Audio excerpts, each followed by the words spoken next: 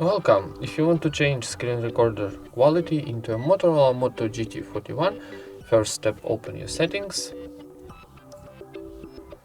and then in search of settings write screen recorder.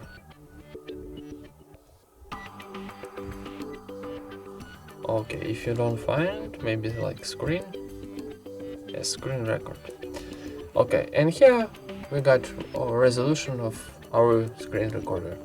So here are only two options, and for choosing it, click and it saves automatically.